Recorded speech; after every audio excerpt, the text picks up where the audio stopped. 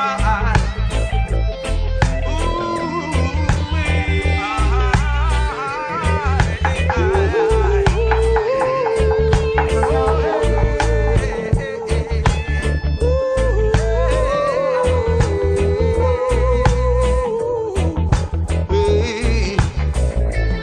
These words have been spoken by my master.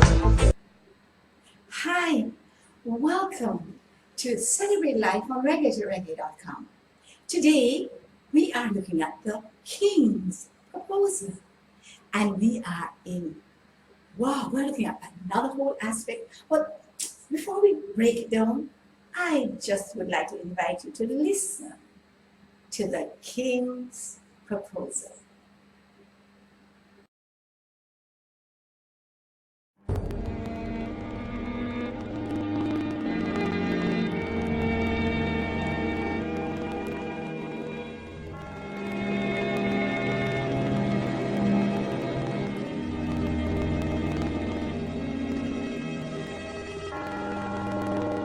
Long before I laid the foundations of the earth, before I stretched out the canopy of heaven, I was thinking of you, and I chose you to be the object of my love.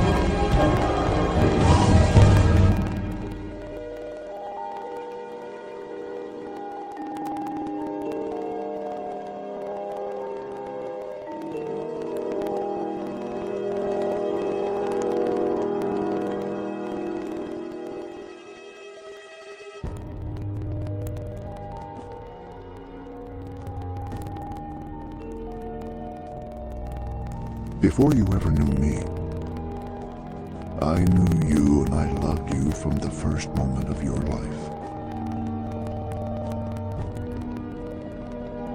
My love for you has existed before time itself, and it will continue when time is no more.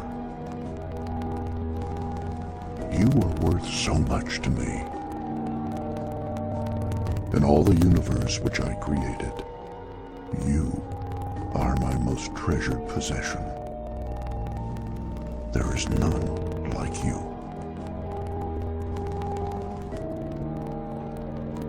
I left my throne in heaven just to have you. Though I was king, I was not willing to remain as king if that meant not having you by my side. Oh, my beloved, I gave up everything to have you. I cast aside my crown and removed my robe of royalty. I became nothing more than a servant among men. Because you could not come to me, I came to you. I left heaven behind and came to earth just so I could be near you. Though I was rich, I became poor. Though I was strong, I became weak like mortal man. And I did this for you. The cost I paid was great, but I have no regrets. You are worth everything I gave. You are my darling. You are my pearl of great price. One glance from you, and I am ravished by the power of love. Don't think I came to redeem you because I pity you. No. I have done what I have done because I so greatly desire you. I did not pay the ultimate price because you are worthless. I gave it all because you are priceless. And now I offer you a king's proposal. These are the things I will give to you, if only you will agree to become my eternal bride. I promise to take from you the heavy burdens of life and clothe you with garments of praise. Once you become mine, I will never cast you out or abandon you. You will be an orphan no more. I will never leave you or forsake you. You will have a home with me forever. And I will heal your broken heart, and my anointing will break every yoke that binds you. Instead of ashes, you will wear a beautiful garment of my grace, and I will anoint your head with the oil of health and joy. I have so many plans for you, beloved, and all of them are good. I know that sin robbed you of your beauty, but my love will restore you completely. Yes, the old things will disappear, and I will make all things new for you. You will become as lovely as the moon in a procession of stars, a reflection of my love. All of your life I have been drawing you to me with cords of love. I spoke tenderly to you, calling you to come to me. Now I want to sing over you my songs of deliverance.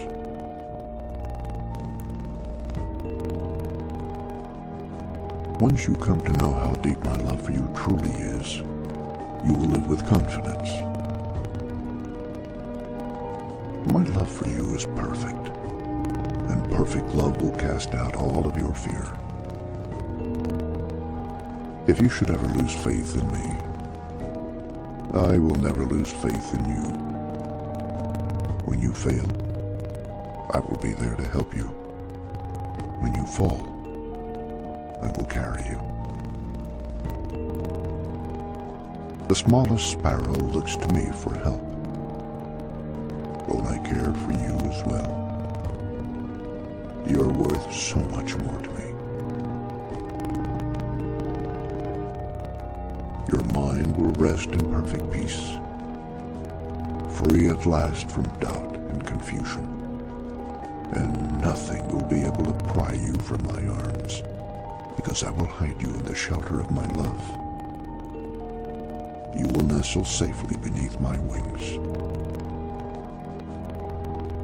Those who try to harm you will answer to me, and no plan that they form against you will succeed, because I will give you the keys of my kingdom. You yourself will have the authority of my name to open and close every door before you. From east to the west, from the north to the south, everything will be given into your hand. You can ask me anything at all, and I will give it to you if it serves my ultimate will. Yes, go ahead and ask me, and I will even give you the nations as your inheritance. And you will rule over the powers of darkness, trampling them beneath your feet. Those who bless you, I will bless. But those who come against you shall surely fall. And I will write upon you a new name for all to see. You will be called the City of God, the New Jerusalem. Kings will come from the ends of the earth just to see your beauty. And they will bring their wealth to you from the far reaches of the earth. And there you will be, sitting upon my throne, and wearing the crown of my everlasting favor for all the world to see. I have prepared a place for you in my Father's house. I want you to be where I am.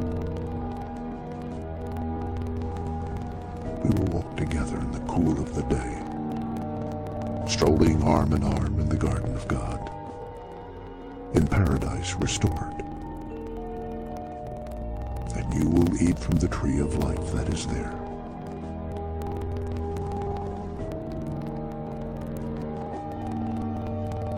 Can you trust the promises I make to you, my love? I am not a man that I should lie. I will watch over my word to perform it on your behalf. I will never change. I will always be the same. Yesterday, today, and forever. Oh, most beautiful one,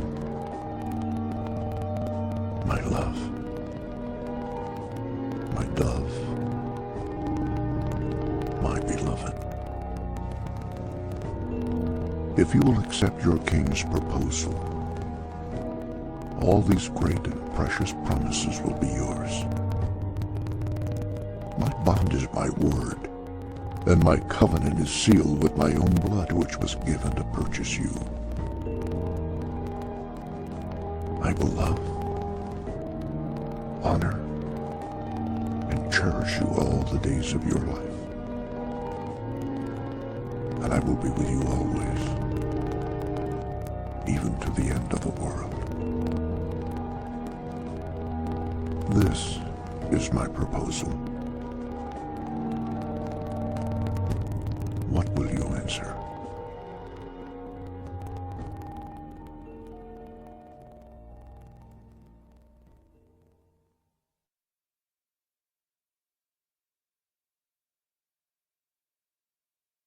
Oh my eyes.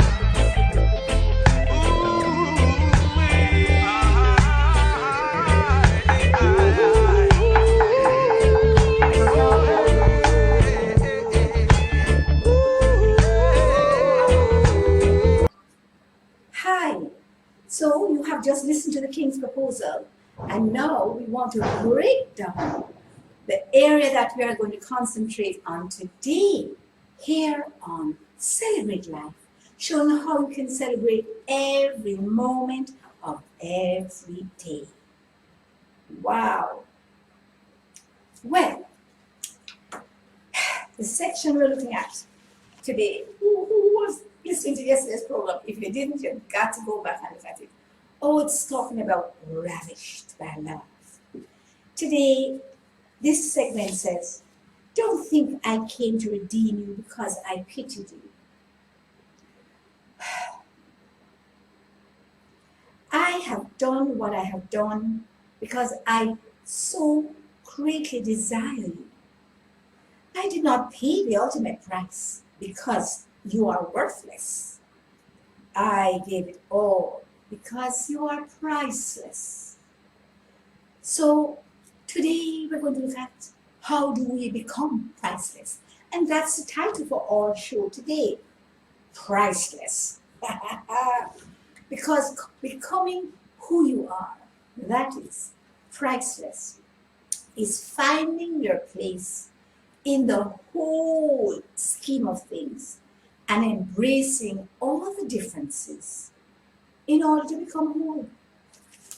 Finding my place in the scheme of the whole thing.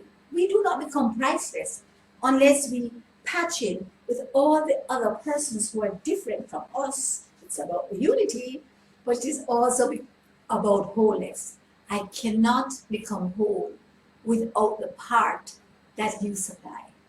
And so we are going to look today at how we become priceless and how we embrace the differences of those who are around us in our process to becoming priceless. Let's look at our 4 rules of Celebrate Life. They are: 1, know where you're going.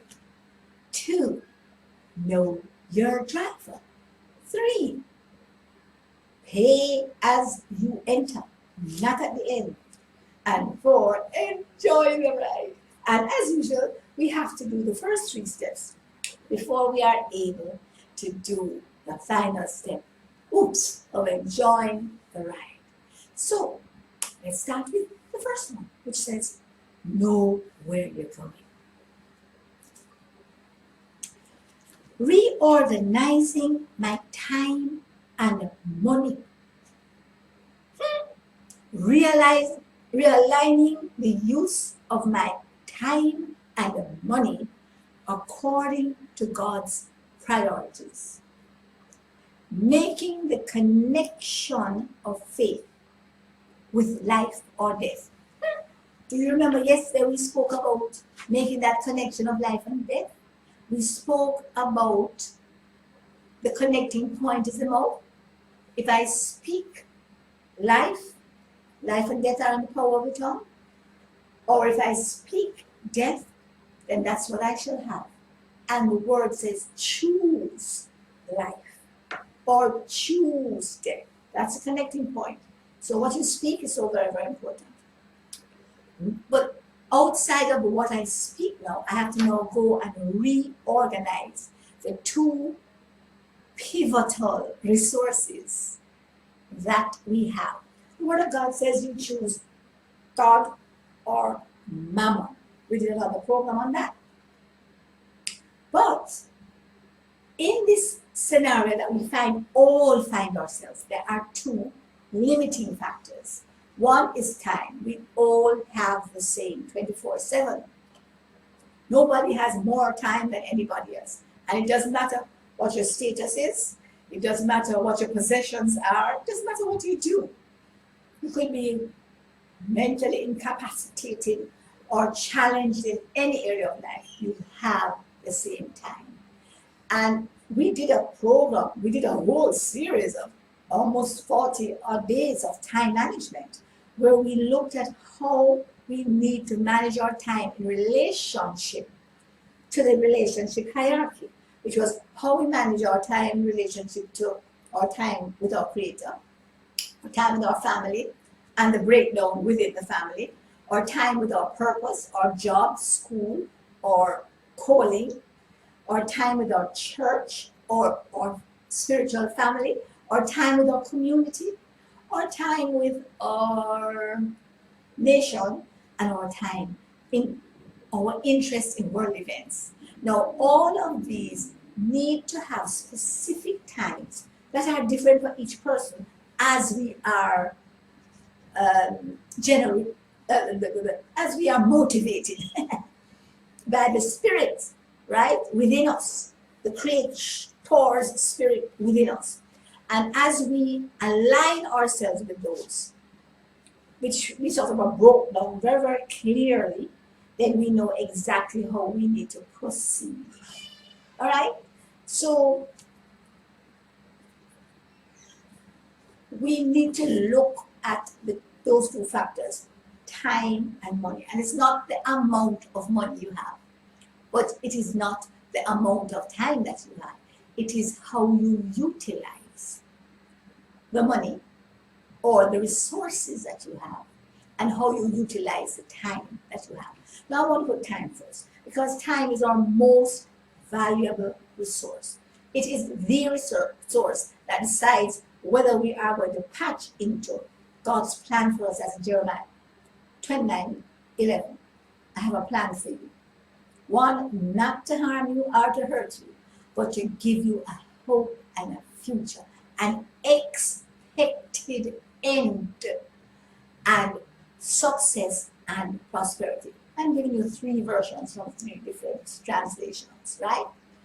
Hope and a future, expected end, success and prosperity. Which one you want to choose? I choose all of them, right? So that's what I shall have and continue to have as I continue to choose those things. So we have to understand this whole misteaching about, oh, I don't know why God doesn't hear you. You know, it is the providence of God and God is sovereign. All of those 3 statements are very often used incorrectly. Let me be not too controversial and say that. Because God is sovereign, but he also gives us a choice to make him sovereign or not. So if he says, I heal all the time, and somebody is not healed, then clearly it has nothing to do with him. So don't say, I don't know why God does not heal in this situation. He heals all that come unto him in faith without doubt. So if he says that in one passage, how can we decide that there's a reason why he does not heal? It's our choice. Our choice to line up with the operations manual. And I keep telling people, you see the troubleshooting section in the back? It's called concordance. Look up for what you want. Faith, look up for faith. Healing, look up for healing. Love, look up for love. Joy, look up for joy. It's all there. All the answers. They are there in the troubleshooting section at the back of the operations manual. And I'm telling you, if you read it one time and you don't understand it, then read it again until you understand. But then understanding it is not just the issue. The issue is putting it into practice. You ever go into a manual, the TV not working, and you say, oh, troubleshooting section. Woo. All right, plug in X, Y, and Z. Yes, put the yellow to the yellow, the blue to the blue, and the red to the red. And you go back and you say, I know the answer. It says put the yellow to the yellow, the blue to the blue, and the red to the red. You know them three things that you plug in to connect with sound and the video to this and what else. All right. And he says, I have the answer. I knew the answer. But you sit down in front of the TV and say, turn on, because I know the answer. Put the yellow to the yellow, put the blue to the blue, put the red to the red. And you sit down and you do not take up the cord and put the blue to the blue, put the yellow to the yellow, and put the red to the red. It is that simple. It is that simple, because anybody can coordinate colors unless they are blind. All right.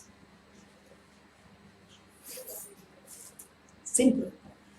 And I am not simplifying this thing. I'm just telling you how I found it out.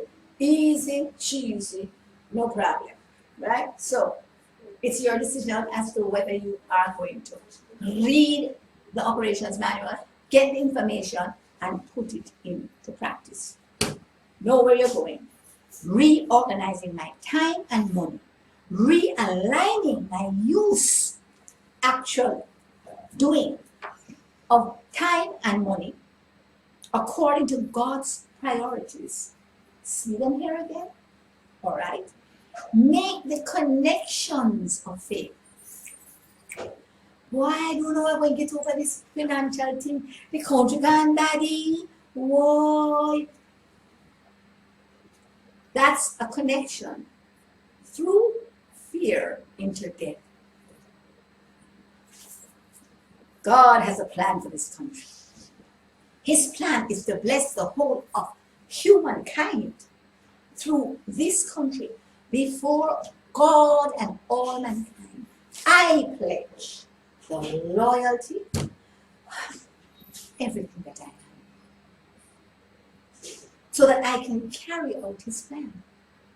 And so we spoke about the importance of totally doing that exchange thing, giving all of who we are, all of what we have, all of our resources, and all of our time.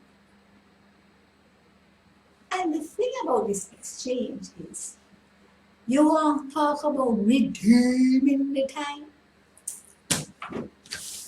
I told you that we all have the same amount of time. But when you give that time to God. Why? I don't know how he used some of that time. You know, things that I'm working on for 20 years. He does it in a second. So let's just understand. So come back. Oh my.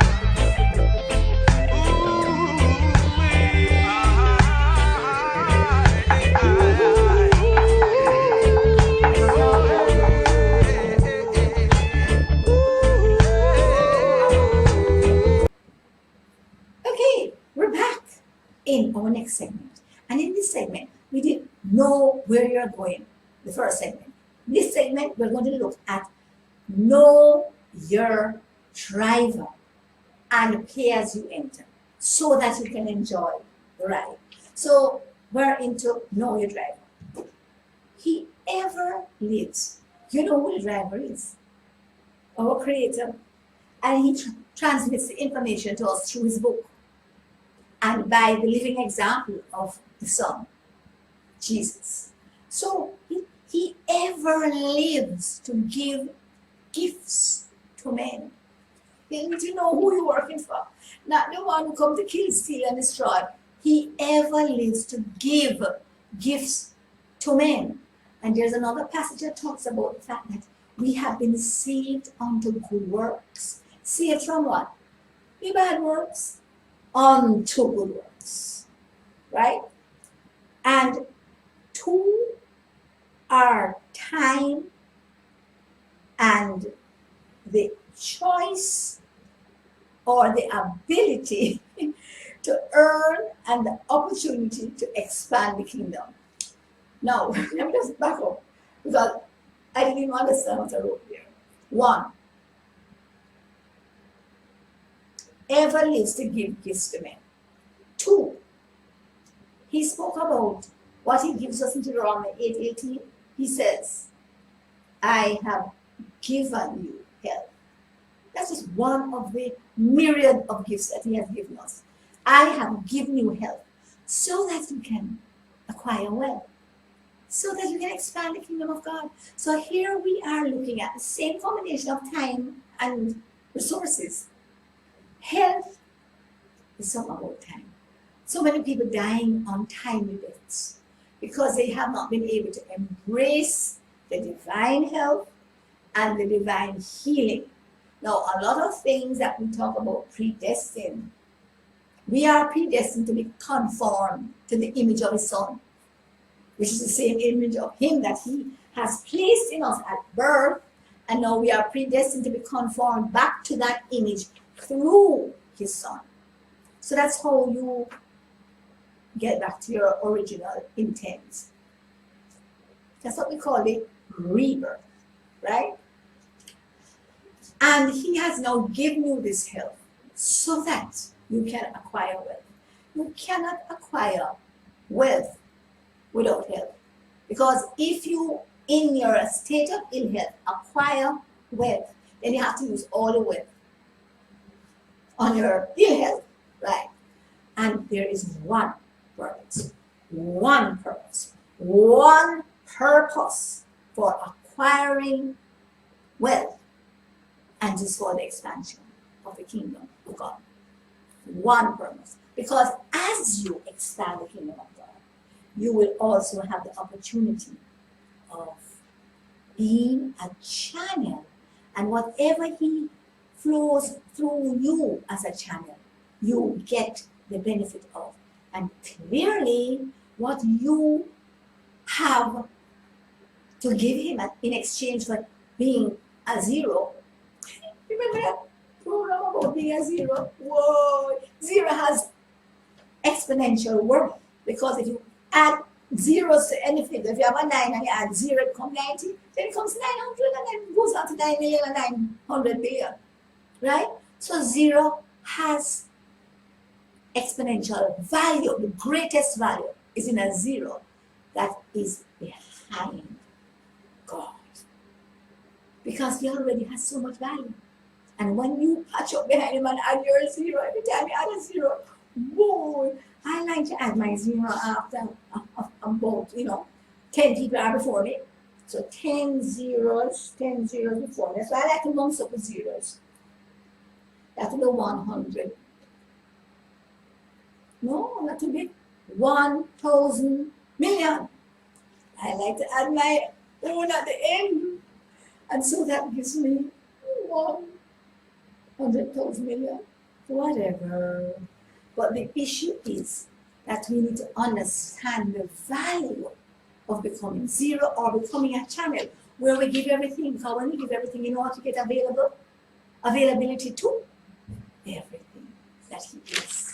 And so that is why it's so important to understand your driver, understand who is propelling you forward, understand the process, and it is all about passion and abandonment.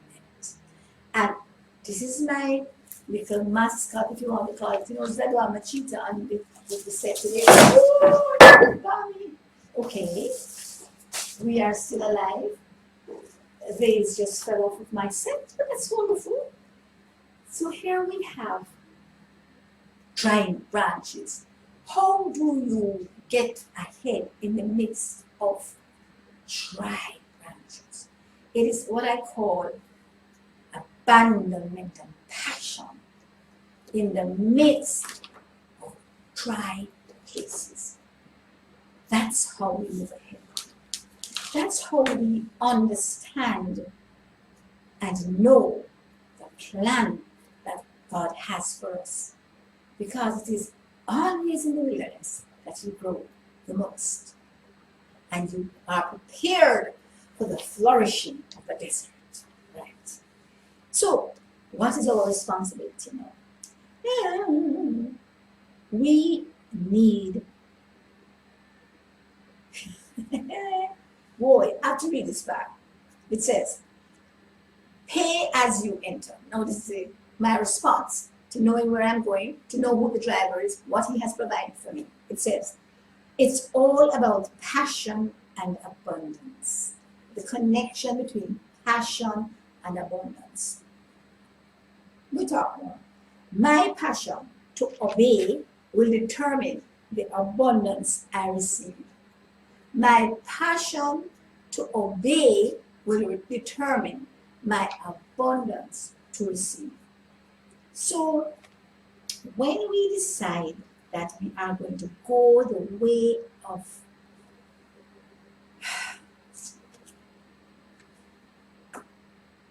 our passion, and it's a choice, you know, it's a decision.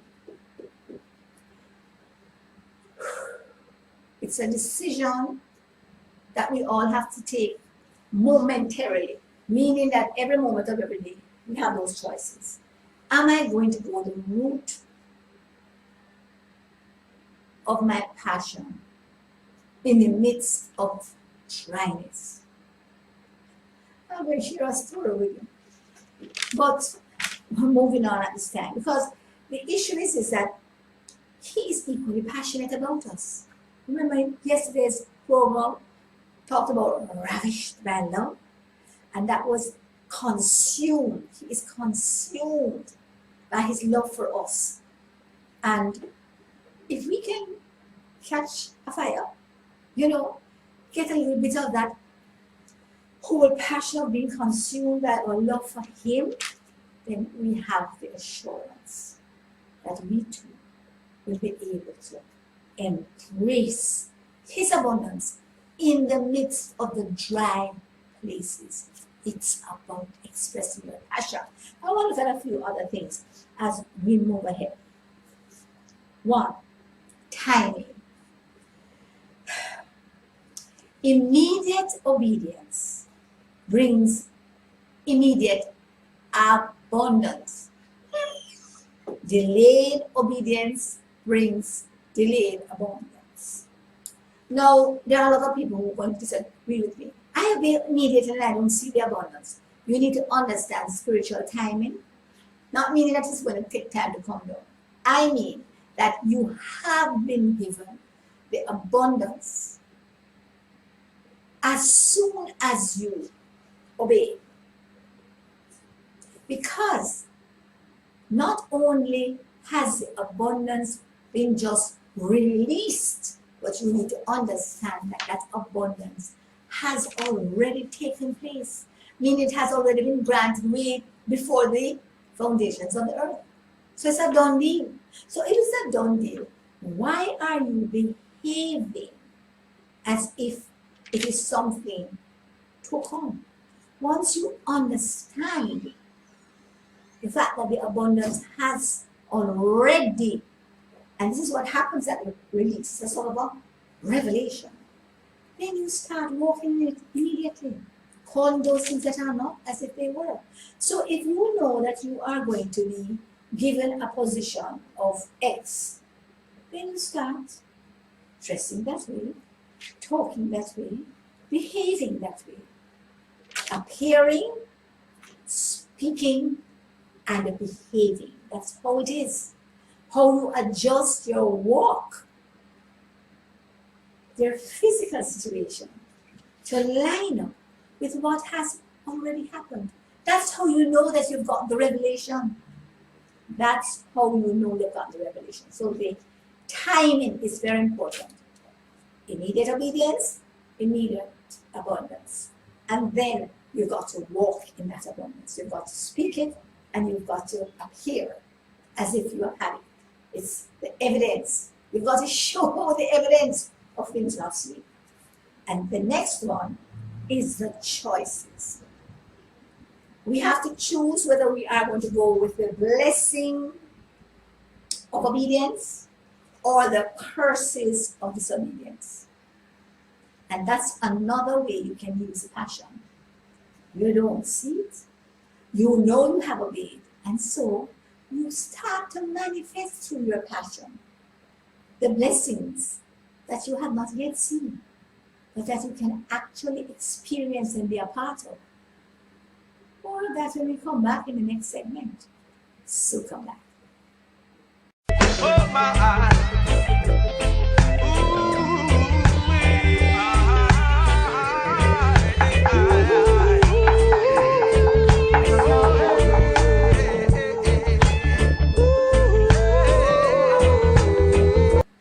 Hi, we're back. Yesterday I had my green drink. Today I have my bright orange. But this is actually called yellow. Remember, we need 5 servings of green a day to be totally nourished. We need 3 servings of yellow and 1 serving of red. And for my purposes, I use beetroot as my red because it's the most intense red that I can find. And then I use 2 carrot juices, 2 8-ounce carrot juices, and 1 yellow fruit. It could be a banana, it could be pineapple, it could be mangoes for my yellow servings. And my greens are, oh my goodness, I have moringa powder, I have moringa capsules, I have soursop powder, I have soursop capsules, I have soursop, sometimes juice. For other greens, I have moringa leaves in my salad, I have moringa leaves in my shake, I have barley mats in my shake, and you'll notice that there's a plethora of greens. The reason is we need 5 greens a day to get all our nutrition and to keep our blood strong, because the chlorophyll, it has the same molecular structure as the hemoglobin in our blood. Oh. So let me just take a little break and give my carrot juice.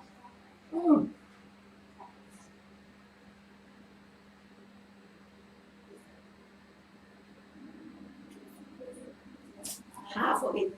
In the next break, I'll take the rest. So let's get into what we were talking about, which was, we spoke about timing, immediate obedience, immediate abundance, delayed obedience, delayed abundance, choices, the blessing of obedience or the curses of disobedience. Choice. It's nothing about anything that anybody puts on you. The devil made you do it, or God punishing you. God punishes on 2 occasions.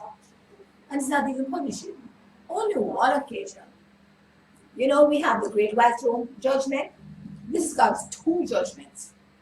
great white throne judgment and the judgment seat of Christ. Okay? And to be quite honest, it's not even punishment, it's just judgment. Because I am here to tell you that all of what we consider to be punishment is the results of our actions. And they are always mixed with mercy. Just sit down there. You have absolute nothing. I don't know why God did this when we chose it. The state of our nation is a result of the choices we have made. Me and you, not just the bad guys. Because when good men do nothing, evil flourishes. So we all have a part to play in what's happening in our nation. So please don't think that X is responsible or they are responsible, because they are not. They are not. We all are part of the solution or part of the problem. So let's decide whether we are going to embrace the blessings of obedience on a personal, individual level, or we are going to embrace the curses of disobedience on an individual and communal level. This country is facing and suffering under the curses of disobedience. And it's not because the criminals or the government did that. It's because I did X and you did X. Nothing to do with what the other persons do. Because as we come together as a community, as a group, that is what has the effect. And remember what the operations manual said, look up into the concordance or the troubleshooting section, and it says, if, you know that's how you find them, if this and this happen, then this is going to be the result. If you obey these, I mean, just look into Deuteronomy 28, if you obey these, then these blessings shall follow you. And everybody is talking about, I'm blessed in the city, I'm blessed in the country. If, are you following those things? And then over the other side it says, if you are following these activities, then the curse is going to follow you. And so I don't know why this has happened to me. It's there. If a curse does not come without a cause, and the cause is at all laid out in the operations manual. Remember, operations manual is to show you the solutions. This goes wrong, this is how you deal with it. That goes right, this is how you just service it and make sure that the piece of equipment is working right. So we need to understand everything's cause and effect. It's all about sowing and reaping, right? So we have all the solutions. So don't let anybody tell us this, I don't know what to do about crime. It's there if you want to know. I don't know what to do about poverty. It's there if you want to know. And who are the solutions? Those who profess to be a part of the body. We have and are all of the solutions. Because if we line up our lives, then He says He will heal our land. And so the only person we have to blame when our land is not healed are those of us who say we are part of the body.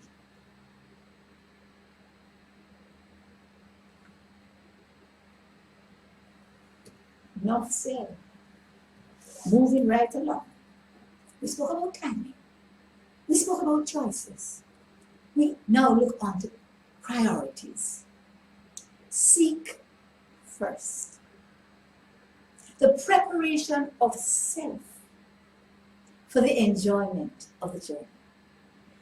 Remember, our objective here is to celebrate the journey through the obedience to the first 3 steps.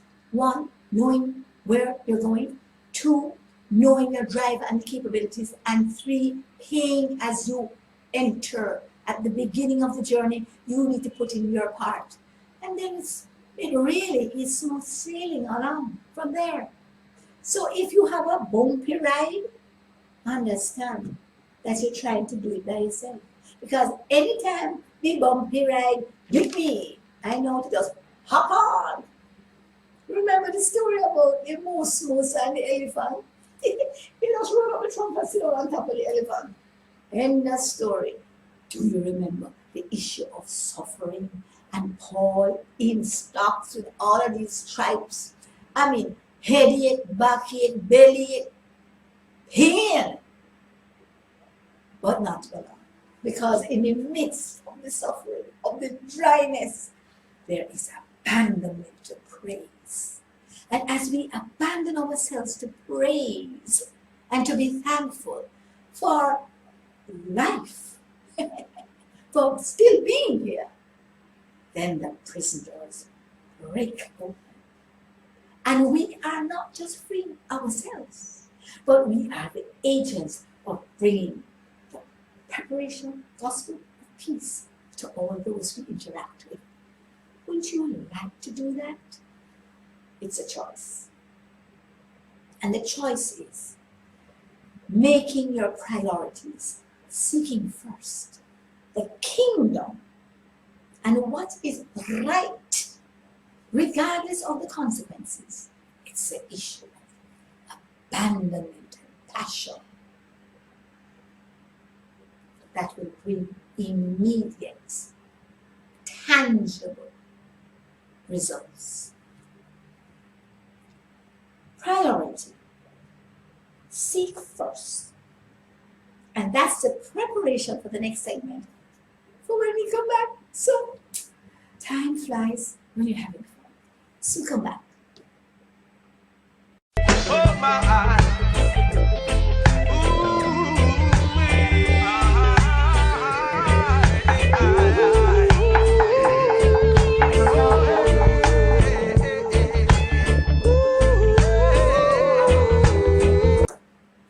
Hi, we're back.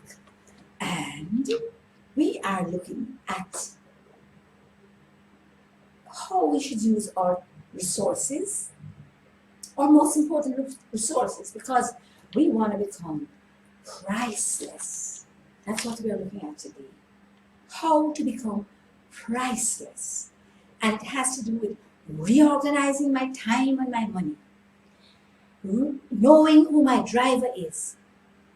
He ever lives to give gifts to me. Paying as you enter. What do you do? How do you pay? What is your responsibility? It's all about having passion and coming into obedience in the dry places, in the times of lack, in the times of great challenge, in the times of suffering, in the midst of the wilderness. We looked at Caleb, and we're going to look more at Caleb in the next program. And whoa, what a mad dog! And we will learn how to develop mad dog tenacity. Have you ever seen a mad dog? Dangerous. That's what we need to become. But let's finish today's program. How do we enjoy the ride once we know where we're going, know our driver, and then pay, putting our responsibility of making sure we obey the blessings and disobey the curses. Because obeying the blessing leads to abundance, and obeying the curses lead to just that, curses, which is lack, right? So if you find yourself in a position of lack, then you need to know how to come into, and we need to understand the eyes and the vision of faith. Vision that takes us to the place that even when we do not see with our physical eyes, we see clearly with the eyes of faith. And we are willing to step out and appear, speak, and act. Because we have embraced the promise, calling those things that are not, acting in those capacities until we see. And this is a word to a lot of preachers, teachers. Instead of spending your whole sermon talking about what is wrong with the country and what is wrong with the church and what is wrong with everything, we could just say ditto in 2 minutes and spend the rest of the sermon talking about how God has already fixed it and what He wants for us in order to be able to embrace and live out what He wants us to live out. So, we looked at our part and the timing, immediate obedience, immediate abundance, delayed obedience, delayed abundance, the choices we make to embrace the blessings or the curses, the priority, seeking first. We all have our things that are important and urgent, but the most important thing is not the urgent, it is the seeking first and prioritizing what God wants you to do. Then He will deal with all the other stuff. Now, why is this seeking first important? Because it is a preparation of the self for the enjoyment of the journey. Opening the door to all of God's reserves. Setting our life direction where we are blessed continuously to be a blessing. What a joy to share this blessing that we have received with all around 24/7. Whenever you are stressed in any way, it's an indication that your spirit is not aligned with God's spirit. And so we need to bring our spirit into alignment with God's spirit so that we now are flowing in the same direction and there's synergy, there is confluence, congruence, everything is coming together to flow in the same direction. The two spirits. And it's one spirit, But, it's not hard to explain it. The spirit He has put into us is His spirit. When we are not operating according to that spirit, then there's stress. But when we line up back our action and our soulish realm, that of the emotions and the relationships with the spirit that has been placed within us, all is peace. All is shalom. Everything is in perfect, upright order. And nothing is missing, nothing is broken. Living like that is just wonderful. And it is not just possible, but so many people, so many of us enjoy it. And it's all about recognizing our nothingness, zero, and then being able, out of our nothingness, to embrace His everythingness. All right? I don't care about the proper grammar and English of this. It's how I see it, and it's how I experience it. So, we need to share this blessing to those around 24/7. And aligning yourself to come back into where you need to be to become priceless has to do with our use of all our resources, but specifically our time. And I want to end with the time. Because, yesterday I had an invitation to a really nice birthday party. And when my drive came for me, I was in the middle of doing a survey for a marketing company. They had sent out surveyors on the road. And they couldn't wait on me. And I just said, no problem, bye. Right, I'm finishing the survey because, everybody who comes into my sphere of influence, into my eyesight, into my home, into my space, anybody who I even see, I am supposed to influence them. So if it is somebody I'm driving down the road and I see a situation over there and they don't see me, I have a responsibility to everything I see.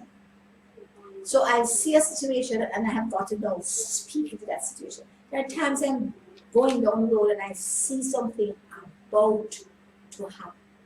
I will see somebody approaching a person to grab their phone or their bag, and I will say, in Jesus' name. And all of a sudden they trip and fall down. Or the person just turn and go across the road. You understand the influence that we have? So everything we see, we need to respond in the spirit to it. Everything we hear, we need to respond. So you are going along and you hear a whole volley of nastiness. You know, somebody just think they are communicating, you know, and they are just our responsibility is to cut it down, to dig it up, to root it out, and to speak positive into that life. You know, my previous reaction used to be, I hate these people. They're assaulting the ears and getting angry about it. When I have the power, not only do I speak blessing over that mouth, and I call that mouth a mighty man of God, calling those things that are not. And every time I have opportunity to speak to people like that, especially those who are cussing each other and stuff like, because somebody else come and get their money or wipe off the gas, I said, come here. I said, you are a mighty man of God. Of course, he look at me and said, this one is a mad one, because he know he ain't no mighty man of God. I said, come here, you are a mighty man of God. That's not, that should not come into your mouth. You know, you're made in the image of God. You're Jesus Christ's brother. And he just wanted to empower you with all of his characteristics. Did you know that? Look at your physique. Wow. We need to understand that we have a responsibility to impact everything we see, impact everything we hear, and clearly impact ourselves by what we say, because that's the only impact that really has on you first and then empowering you to be one who's going to impact. That's how we become priceless, because then we now become a channel of the priceless one, the real priceless one. You know, and it is, as I always say, by osmosis. It filters down when you're having your time in the closet. Closeted with him. I watched a story about this lady who was told by God to take her jacket off. What does she do? And put it over her head. And as she did that, he says, now speak to me out of the recesses of your heart. What is your desire? Her son was in a coma, on a bed for months. And she put the thing over her head, and she says, as I closet myself with you, I want my son to recover totally. He was a young boy, and he couldn't see, couldn't hear, his brain was totally damaged, smashed up in a car accident, and actually died. And I want him to be just totally endued with your goodness. And you know what God did out of that request? Took him to heaven and downloaded into his brain that was all mashed up the word of God from Genesis to Revelation. That child came back alive months later and was only able to write and could write everything in the Word of God. And after that, eventually regained his speech and was able to regurgitate everything in the Word of God. So I want to make you aware that we live in a supernatural realm, and you can either embrace it or reject it. So as we look at coming priceless, it's about allowing the priceless one to flow through us as we become a channel. And then we will be able to fulfill our destiny, to be part of the solution for this country, for your bondages first, then for the bondages of your family, for your organization, for your community, for your nation, and for the whole wide world. See you tomorrow as we look at another part of the King's proposal on Celebrate Life on reggae2reggae.com. See you tomorrow for another exciting, empowering show.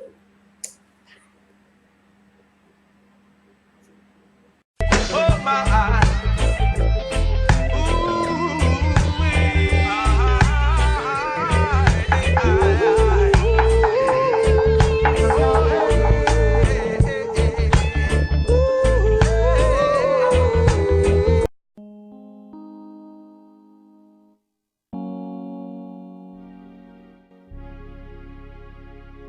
Since the first public demonstration of radio by Nikola Tesla in 1893, no one ever thought of putting the 2 hours of music together until we created Reggae2Reggae.com.